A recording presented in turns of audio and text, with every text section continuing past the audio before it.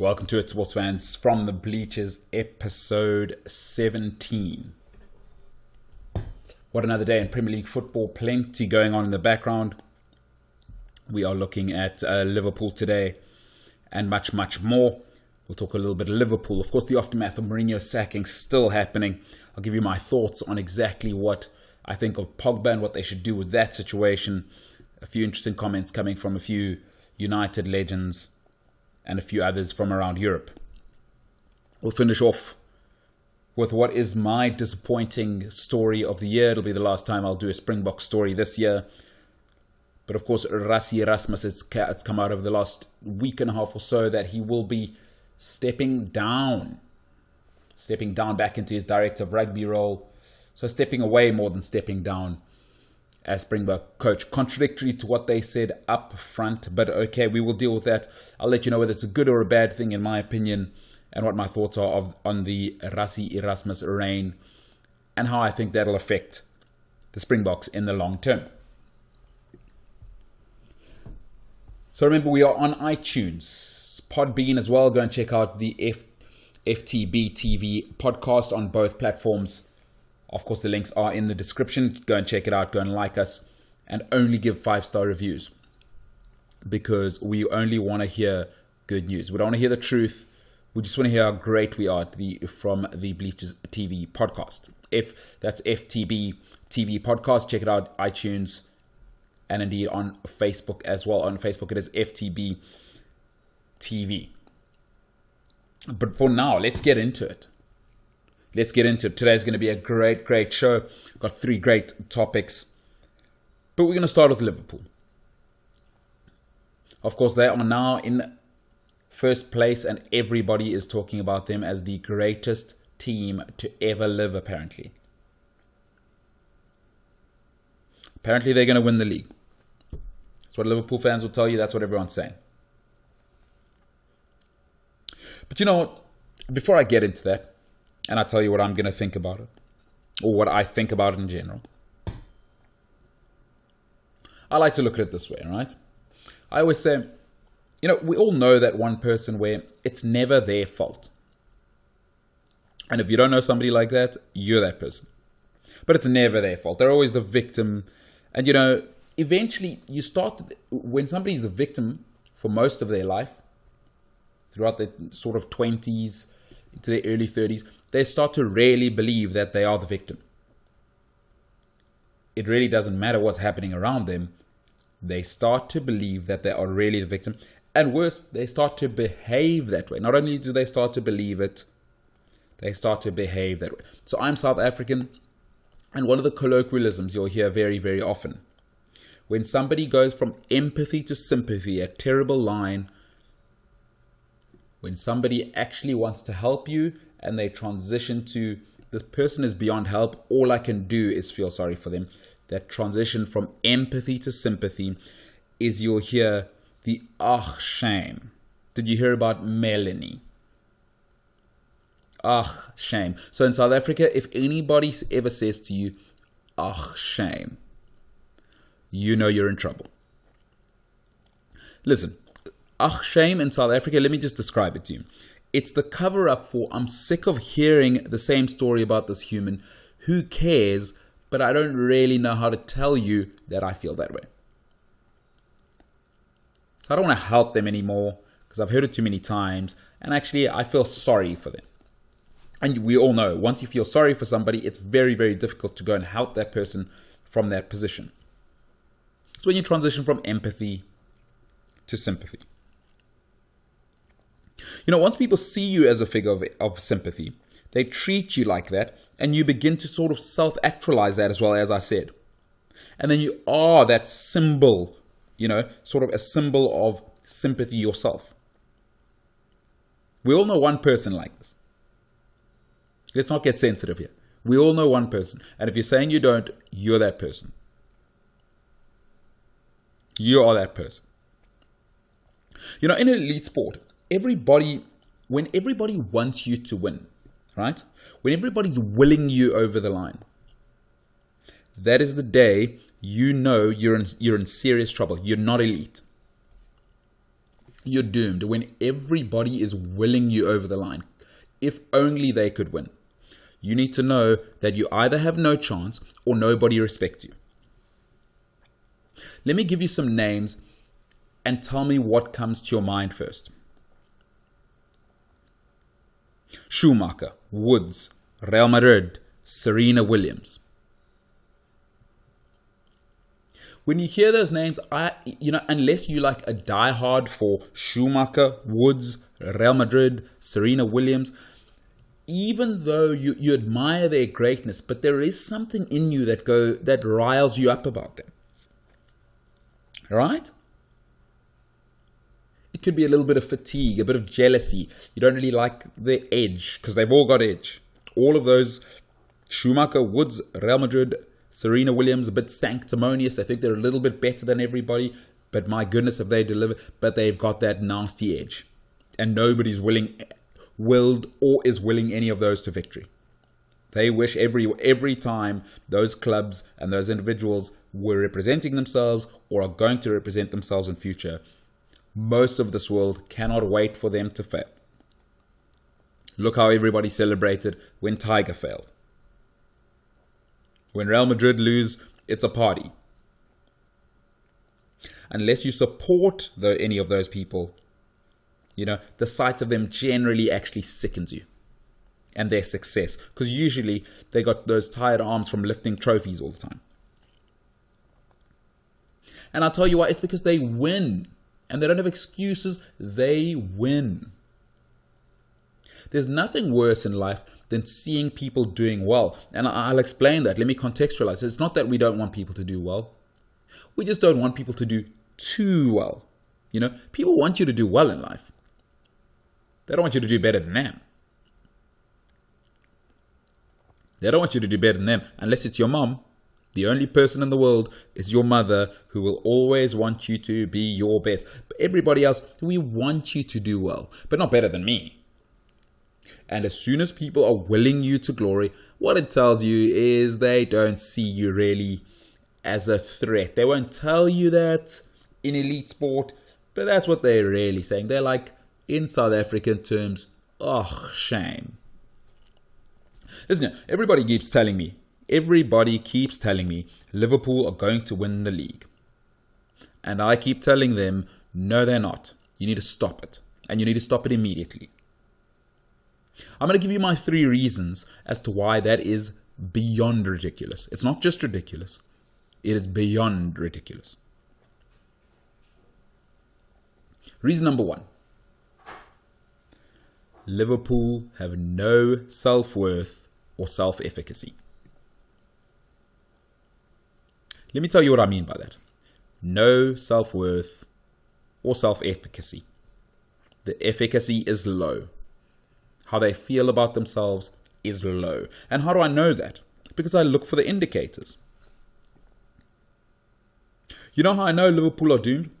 First and foremost, everybody wants them to do well. The majority of the media, the majority of opposing fans, even Man United fans willing them to victory. Could you imagine Man United fans celebrating a title?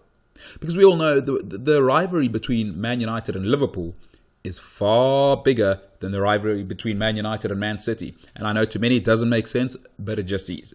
That Northeast Derby is bigger than the Man City-Man United game. And let me tell you, it's been 3 decades now since Liverpool won the league. 3 decades. Close on. 28 going on 29 years.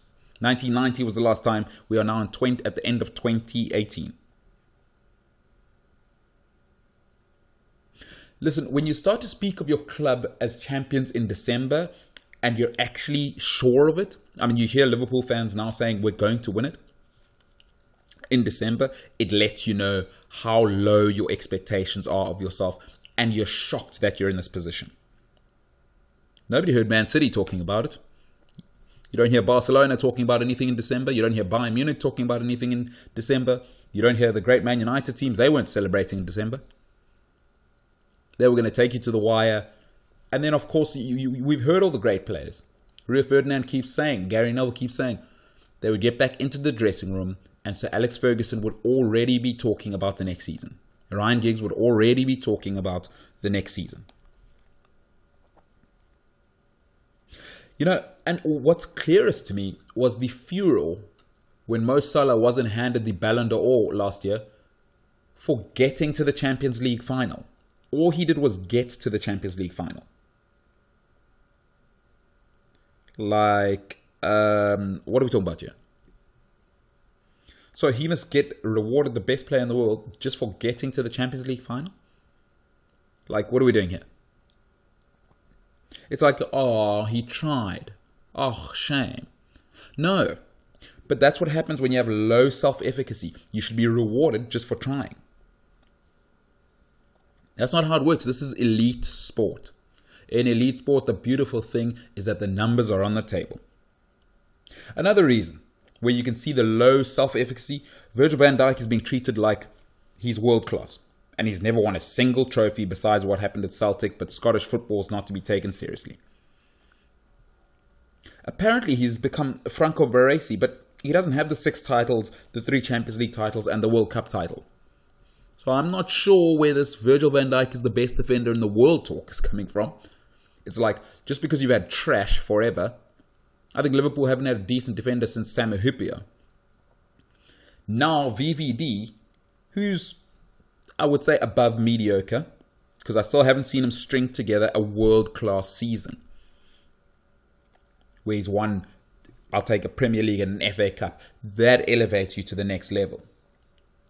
But he's above mediocre. But Liverpool fans are talking about VVD in very serious terms, by the way. And the media in general, because like I say, the media always likes to be a fanatic.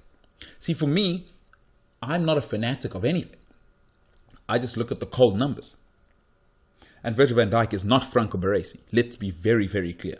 He is nowhere near world class. He has done nothing in the context of top football. But apparently, he is world class. What does this let you know about Salah and VVD and the way Liverpool fans are celebrating in December as champions? What it tells you, right, is that we've been poor for so long that anything above average is termed as sensational, right? And when you're desperate, there's no context for what's actually going on. What people and Liverpool fans and the media needs to hear is, guys, you don't get prizes for trying. I expect you to try. If you're elite, I expect you to be in the running. But Liverpool are not an elite, and I'm not saying that's what everyone else is telling me.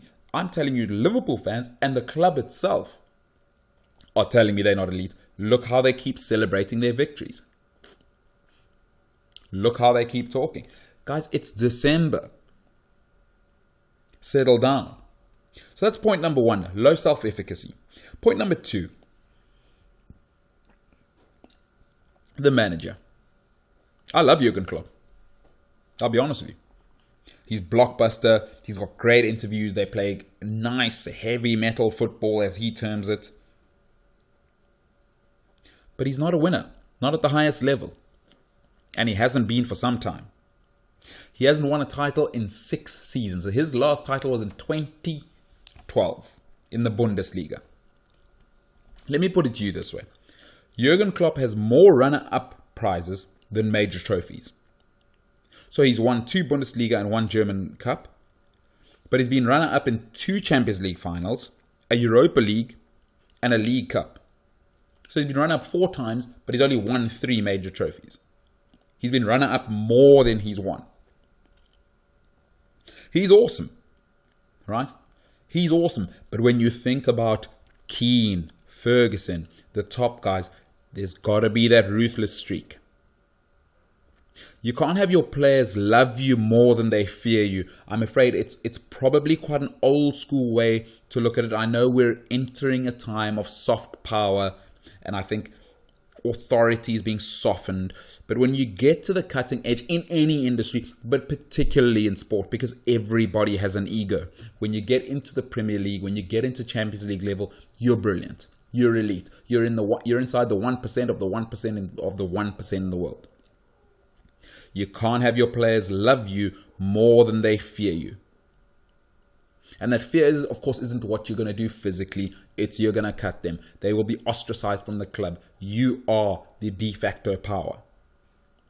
It may work at Google. It may work at Montessori schools to have that sort of soft, collaborative power. But in elite sport, you need to have clear stratospheres of what is going to happen here. A flat structure does not work. A buddy-buddy structure at the top, at the real top. I don't mean semi at the top. It can work in the Bundesliga. It can work if you want to be runner-up more than you win. If you want to win, your players must fear you more than they like you if you are the manager. Here's the reality, folks. Football teams always become, and sports teams in general, but in this context, football teams always become their manager's personality. Liverpool are fun, they're likable, they're edgy, but they're likable. Nobody likes winners, all right? Klopp he seems like an awesome guy. He seems like a lad you could, go down to the pub and grab a drink with. And that's good for him. Good for Klopp. But let me say a few names to you. Fergie, Del Bosque, Arrigo Sacchi, Trapattoni, Capello. Let me just say those names. Don't they sound sweet? Fergie, Del Bosque, Arrigo Sacchi, Trapattoni, Capello. Players knew that anything but a win will not be tolerated. None of those guys wanted to be your friend. None of those guys cared how you felt. Nobody cares what you're doing unless it is football related. And they did not tolerate anything but winning. Coming second wasn't worth mentioning. Fabio Capello says he doesn't even keep trophies because it is always about the next season. In his house, there are no trophies, Fabio Capello says. He says, I always want to get better in the future. Let's be honest, Klopp is the perennial bridesmaid. The numbers scream it, right? It may not sound nice, but numbers are cold. Because they don't tell your truth, they tell the truth. And in life, you want to get to the top, you got to find the truth, not your truth. And I'm afraid Jurgen Klopp, too nice, perennial bridesmaid, and like I said, he's come second more than he's won. Not me saying that, he's got more runner-up titles than major trophies. And we've got a body of work now. The man's been at the top for about a decade. And I love Jurgen Klopp. I just prefer numbers. I like the analytics, and that's what the numbers tell me. I don't have a serial winner. What I have is somebody who's close but no cigar. And last but not least, Manchester City. Look, they won the league by 19 points last season. And then they added the player of the year from 2 seasons ago and lost nobody of any note. The second point is Pep Guardiola. Yeah, I know. Enough said. Enough said. That's all you need to know. They won the league by 19 points last season. They added Riyad Mahrez, who could possibly be the best dribbler in the league. That's to be debated. He was the best player definitely in the league unanimously. Won every single player of the year from the fans to the writers. That was unanimous. Riyad Mahrez, a player of the season 2 years ago. So they've added him to a mix of Leroy Sané, of Gabriel Jesus. Riyad Mahrez is a backup for Sterling, is a backup for Leroy Sané, is a backup for Kevin De Bruyne, is a backup for Bernardo Silva, is a backup for Gabriel Jesus, for Sergio Kun Aguero, for Fernandinho, for Ilkay Gundogan. That is what they're dealing with. And then Pep Guardiola, I will say no more. That is the third reason Liverpool will not win the title. I don't need any more reasons than they added the player of the season from 2 years ago and they won the league by 19 points last season. And then they've got Pep Guardiola. Look, the good news for Liverpool, so please don't think that I'm saying this is all doom and gloom. The good news for Liverpool is that 2 of these 3 factors are in the control of Liverpool. They can control their own destiny. 2 of the 3 factors, the manager and the self-efficacy, how you feel about yourself, are in control of Liverpool. And if you want to be successful, you've got to make sure you control your own destiny. The bad news for Liverpool is that the biggest factor is an extrinsic factor, an outside factor, and that's Man City, because they can't control Man City. They cannot control Pep Guardiola's ability to recruit and shape something great and build a Barcelona 2.0 and have bottomless pits of money. They cannot control that. That's the bad news. But the good news is 66.6% recurring, right? Give or take. 2/3. 2 out of 3 of the factors are internal. What I will say to Liverpool, because I don't like to be an extremist, is that enjoy the top 4 finish. I predicted Liverpool to finish 4th this year. I stick with it. I'll give my half-term report.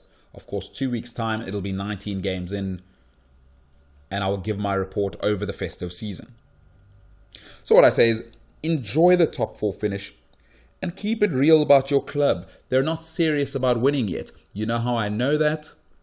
Is that your manager is not a serial winner. Nobody fears him, and everybody wants Liverpool to do well. The other way I know that is that you keep celebrating in December and you think Mo Salah should have been World Player of the Year for just getting you to the Champions League final. Champions of England, stop it. Top 4, absolutely. Enjoy it. You will be bridesmaids at the very best. At the very best. Speaking of at the very best, man, I've had some incredible messages. I had an email from a friend of mine who lives in Manchester, is a diehard Manchester United fan, and we were chatting about the Pogba situation and the Man United situation. So I thought I'd get into that. I haven't really spoken about the Pogba dimension. I've done 2 days now. We've spoken about it on From the Bleachers, of what's happening at Man United post Mourinho, and I've tried to stay away from the Pogba situation until I had this opportunity. And I thought I'd let it play itself out, and now today something dropped in the papers and I thought it was time. So let's get into the Paul Pogba situation. All right, and I think I like to look at it this way when I look at Pogba and some of the other guys in the dressing room, but I want to stick to Pogba on this topic. Have you ever dated a girl who's clearly good looking, has an awesome job, and is relatively functional, as we all have to be in society? So it sounds like the trifecta. Good looking, great job, so economically she's cool, and she's functional. Like up front, this package looks dynamic. That's awesome. Got the trifecta. 1, 2, 3, tick, tick, tick. But then you start to ingratiate her into your family. You bring her into your family. And then she's wearing a revealing swimsuit at your family barbecues. And she's tanning at a family barbecue with your grandfather and father around. And then she's getting drunk at family Sunday lunches. And then you find out that she's talking to your friends behind your back about your relationship problems without you knowing. Like, this is the stuff that's happening in your life. That's what you've brought into the mix now. Looks good. I mean, the package is good. Fit. Looks proper. Has a great job. Very dedicated. Like most of us are just trying to be. Is relatively functional mentally. We're all relatively functional. But then she's tanning while your dad's around, while your mom's around, in a very revealing swimsuit. Getting drunk at family braais. Getting drunk at family barbecues, getting drunk at quaint family lunches. And then she's talking to your friends about your relationship problems. about how unreliable you are. Behind your back. You didn't know this? I'll let that sink in. That's the kind of stuff that's happening on this planet, folks. You find out she's talking to my friends about how unreliable I am. Like, huh? What? Listen, eventually you realize I'm not in a relationship. I'm actually just serving this person by giving them attention. They are an attention hog. They like to hog all of the attention. Listen, attention hogs only care about themselves. Did I get the attention that I need to advance, and soothe my insecurities? That's all they care about. They don't care how you are. They don't care how anybody else is. Did I get what I want from this situation? That's it. Nothing else. Nothing else matters. Beyond them, the world is there to serve their needs. No self-awareness, no consideration, and that's the big word, self-awareness. Listen, Paul Pogba for me has revealed that he's got no interest in turning Manchester United around on the football pitch. Because when you are professional, this is something that people misunderstand. Just because you get paid to do something, it doesn't mean you're professional. You may be a professional footballer. It doesn't mean you're professional. That's two very different things. Just because you get paid to play football, it doesn't make you a professional. Your job title might be professional footballer, but it doesn't make you professional just because you're a professional footballer. The title, a great man I once met told me, the title doesn't do the job. Just because you're a professional footballer, it doesn't mean you're professional.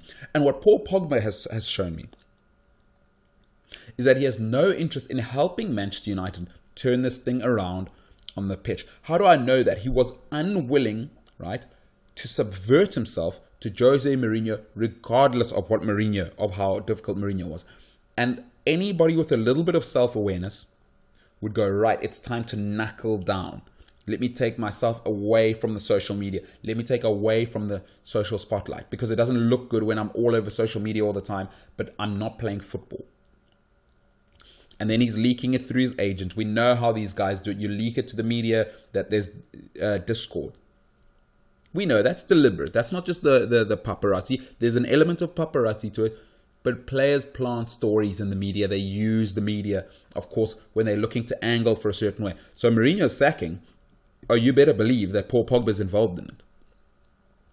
Please don't think he's just a player who wants to play. It's very clear how he's played this narrative out. Him and his agent seem to have maneuvered some of the stories throughout the last 6 months to try and angle the story that Pogba is not the bad guy. Look, the physical gifts are there, but Pogba's telling me that he's more interested in himself. In the worst of times, his social media was still rocking, and he was still rocking with all of that. But he was falling out to the manager, and he wasn't playing on the pitch. And that's just being uncoachable. A guy like that should be coachable. He should be able to play in the 6, in the 8, out wide. It doesn't matter. He's got the physical gifts. Pogba could play wing. He really could. He's got such incredible physical gifts. Now, technically, he's limited. I've seen enough of him to go, I understand why Juventus had to surround him with more tactical and technical guys. Vidal, Marquisio, Pirlo. I don't want to get into it. I've spoken about it before. The physical gifts are there to see. He's not very clever as a footballer. We can see that he's tactically naive, which is why they've got to load the middle. They have to have a Fellaini, a Matic, and a Herrera with him. You've got to always protect Pogba with 2. France, Matuidi, and they had to have Conte in there to make sure they protect him. You can't play him in a midfield 2. That tells you he doesn't have the intelligence to play in a midfield 2, or is not willing to listen. He's not willing to be tactically disciplined. This is not a football issue with Pogba, because the physical gifts are there. You can see the guy's special.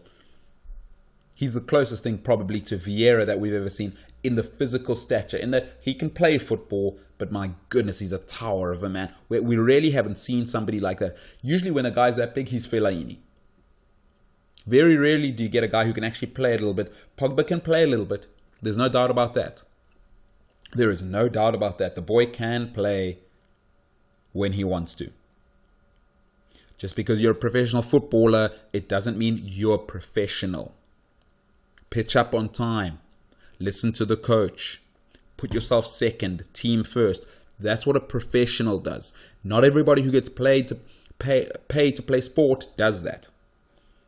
Just because they're professional footballers doesn't make them professional. And I think what's been very clear to me, and the clearest part of Pogba has no interest in helping his football team, was how he conducted himself post Mourinho.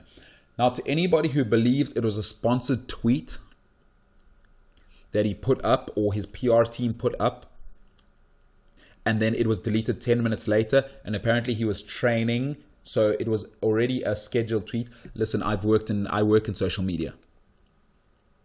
It is so easy to cancel that. Especially they knew. I mean, Mourinho was fired a good hour before they would have finished the training session, or would have seen him. So they knew well before. It wasn't news. Inside of the club, they knew. Pogba could have communicated. Self-awareness. What is your role in the football club? Right? You do not put that kind of thing out. And if you're using an excuse to say it was a scheduled tweet, that lets me know you're not ready to lead.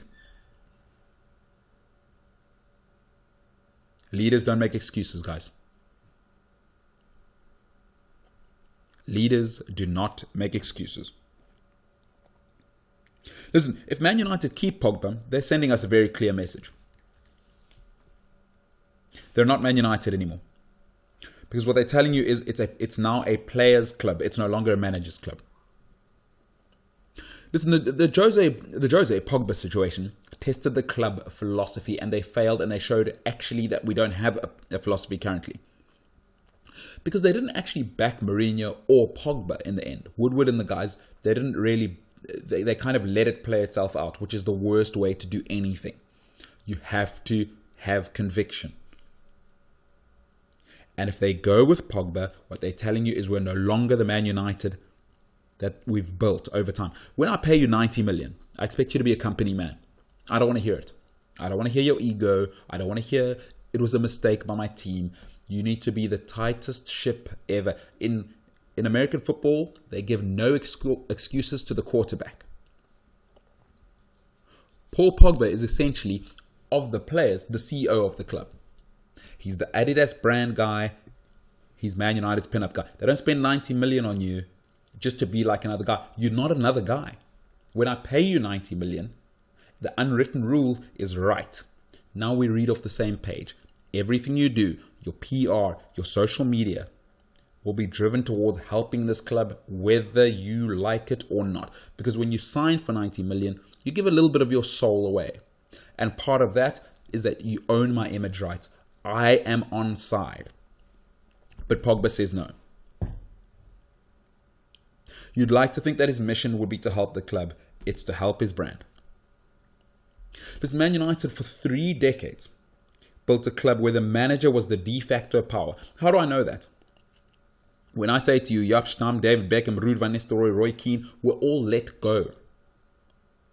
They were all asked to leave in their prime, barring Roy Keane. Stam, Beckham, van Nistelrooy. All greats, all asked to leave. It was time for them to go. Because Sir Alex Ferguson was the de facto power. All were asked to leave in their prime because Sir Alex Ferguson was the de facto power. Listen, Fergie was the alpha and omega, but if Pogba stays, Man United have abandoned this. And I'm not sure that the fans or the club are ready for that. Because I'll tell you what happens. Is Pogba has no credentials. He's never led any team to glory. And if Man United keep him, what assurance do they have that he won't fall out with the next manager? There is no assurance of that. If any manager tries to make Pogba a part of a team and not an individual, who says he won't fall out with him? Don't give me the Deschamps angle. France is a different setup. You don't have to be with your French teammates all the time. You don't have to deal with Didier Deschamps, who is a hard man to deal with all the time. International football is very unique. You come together for a month at most, and then you go home.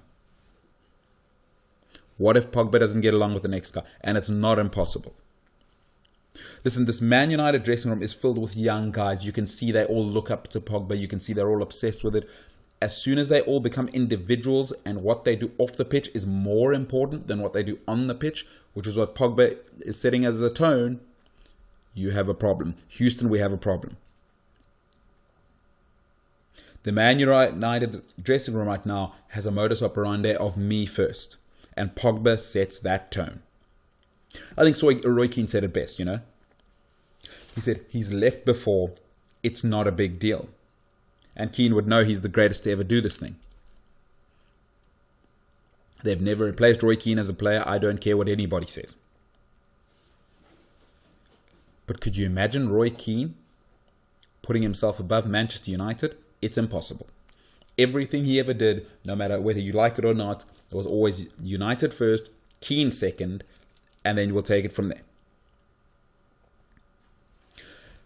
One last thing I want to make clear to Man United and their fans and the board. The transition to a player power-centric model needs a very talented, mature dressing room, and it takes time to find the right type of captain for that environment.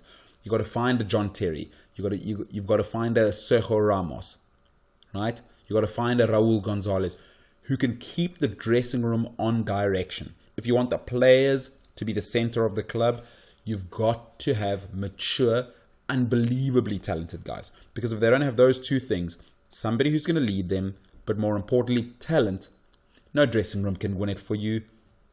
You need the manager to set the tone. If Pogba doesn't go, sayonara Man United.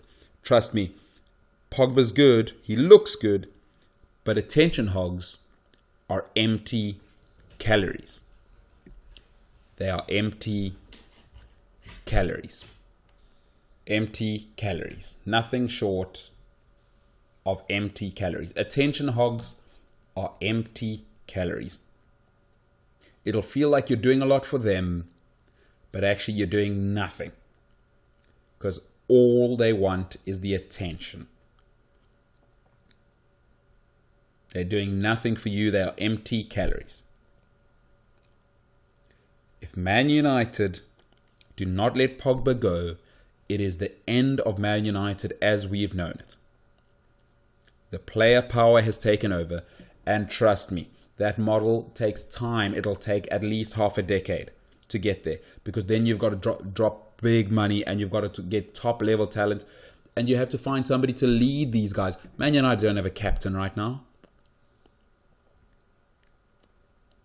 None of these guys could go to Real Madrid and be Sergio Ramos. You need somebody to lead a talented dressing room if that's the model you're going to go with. If Man United don't let Pogba go, I'll say it again, sayonara, goodbye. Pogba looks good, but attention hogs are empty calories. Speaking of empty calories, the Springboks are done for the year. And it's just been announced that Rassi Erasmus is out of here. Out of here in the sense that he will go back to his more comfortable director of rugby role. Of course, no pressure there.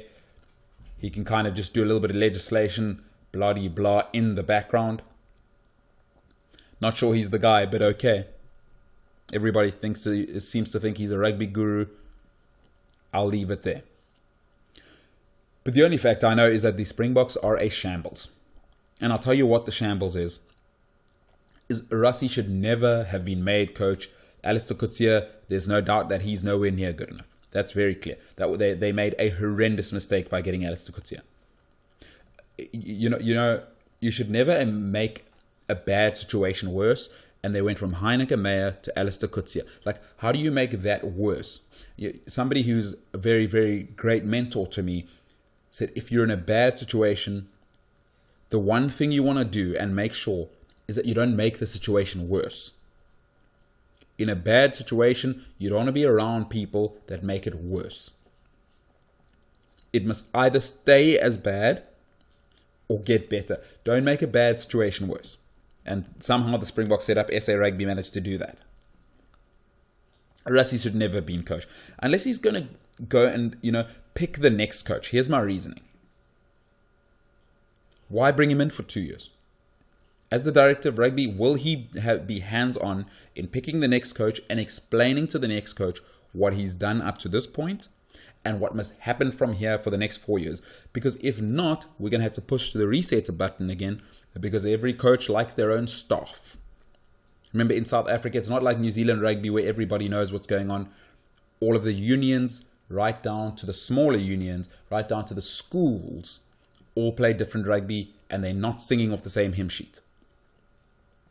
So unless Rassi Erasmus is going to hand-pick the next manager, mentor the next manager for 2 years, this has all been 2 years that have been wasted in South African rugby.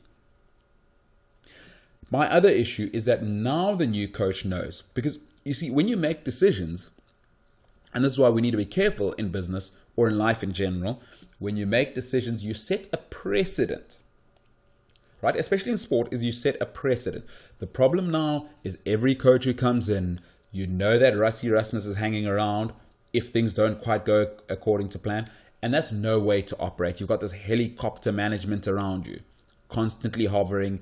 And if you don't stick to the plan or do it their way, he'll just come in.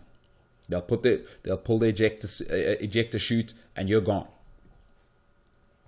So that is no way to operate. Rassi always hanging around the new manager, in his face, possibly wanting to kind of coach the team as well. It's a disaster waiting to happen. Rassi should go completely, but okay. Listen, the new coach has a few challenges. South African rugby has now sacrificed 2 World Cups, and I'll tell you what I mean by that. It's over next year. Rassi's already shown he's not an international coach. Worse than that, I believe they've sacrificed 2023 because there is no succession plan. How do I know there's no succession plan? When they fired Alistair Coetzee, they fired him and had no backup plan. There was no coach. It took them something like a month and a half to get a new coach. Can you imagine? Could you imagine Real Madrid firing their coach, the All Blacks firing their coach, and taking a month and a half to get a new manager? It's embarrassing. It's embarrassing. And the other precedent that Springbok Rugby don't realize that they've set twice now is that when you fire a coach in the middle of a World Cup cycle, other coaches who may be the next prospect, New Zealanders, English, Australian, I don't think South African rugby needs to ever go international, but I hear I think that's what they're going to do because that's the flavor of the month. You set a precedent to say when the next coach comes, it's possible for you to get fired halfway through the cycle. If I'm Eddie Jones, if I'm Mr. Mitchell, Graham Henry might make a comeback. If I'm any of these top dogs and I see how that's being run, I'm not even being given my full 4-year cycle, because most of these top guys like an 8-year cycle, 2 World Cups. Michael Cheika in the future. It's not working in Australia. It looks like they're going to keep him. He survived the stay of execution. But these are the types of names I would like to think Springbok Rugby would consider in the future. But why would they come when the precedent is you can get fired after 2 years? And it would be okay if it was just one guy. But now it's Alistair. And they did it before to Peter. Peter de Villiers was kind of in the middle of his process. He only really got 3 years. It's a disaster. They've set a precedent by firing the coach after 2 years. Once again, if you're in a bad situation, don't make it worse. Rassi Erasmus has not been an upgrade on anything.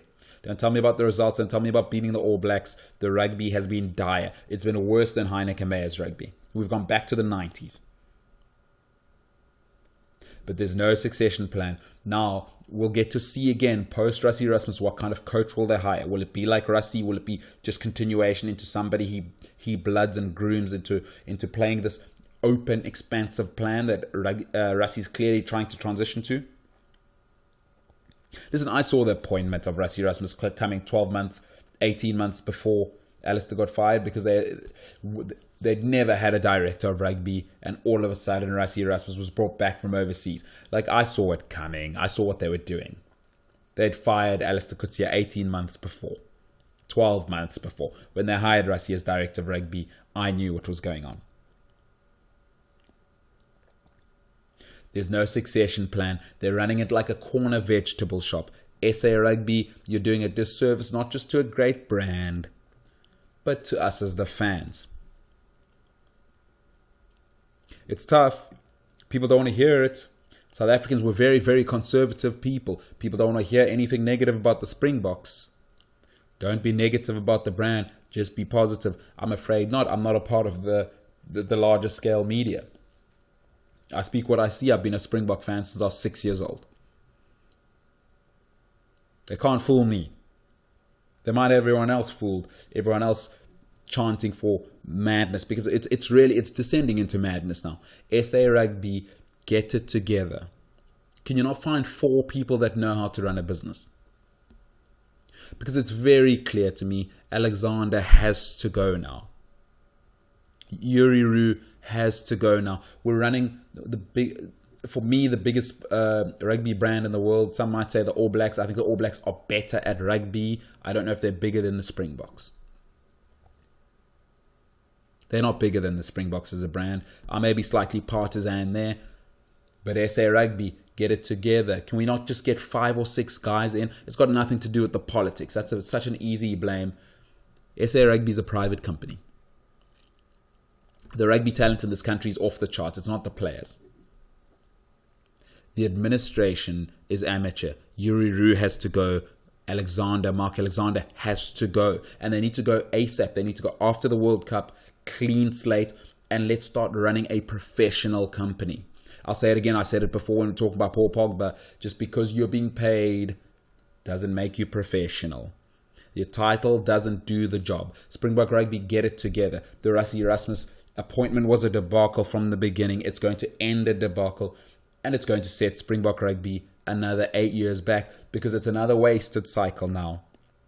Alistair Coetzee appointment was a horror show, but then they turned it into an even bigger horror show. Fired him 2 years in, put Rassi Erasmus in, took South African rugby back in terms of style, picking overseas players. I hate the fact they pick overseas-based players. We've got more than enough talent in South Africa. Find the talent, put it with the best coaches. That's all you've got to do. We don't need to pick guys who want to go overseas. Good luck to them. I hope players make billions of pounds. Anybody who leaves, I hope you make billions. But I don't need you wearing the Springbok jersey. I want players who stay in South Africa and want to fight for this country to get rewarded.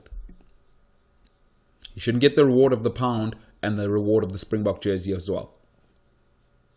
That's nonsense. So SA Rugby, get it together. I very much doubt they will. It's a tight boys club. We all know how South African rugby is run. It's sad. We'll keep watching. We'll keep supporting. But the Rassi Erasmus situation is a debacle. They've thrown away 6 years of rugby. Write-off next year. Quarterfinal at best. And 2023 is a write-off. The coach won't have time. He will not have the power to make the changes you need. The last time a coach had power is Jake White. And he was a prickly character. That's the only way it was possible. 2019 in Japan, written off. 2023 in France, written off. All could have been prevented. Springbok Rugby, it is sad. It is so very, very sad. That's from the Bleachers for today. Episode 17. Back with you for Friday. Oh my goodness. The Friday 5 tomorrow is back. Best central defenders in the Premier League ever. Man, I love that segment. And much, much more. So I'll chat to you tomorrow. Remember, we are on iTunes. Look out in the description. I will have everything in there. iTunes or Podbean. Podbean you can just download and it'll alert you as soon as there is a new episode out. For today, though, the great chatting from the Bleachers back tomorrow, Friday the 21st. It is the 20th today. Episode 17 in the bag. Have a fantastic evening.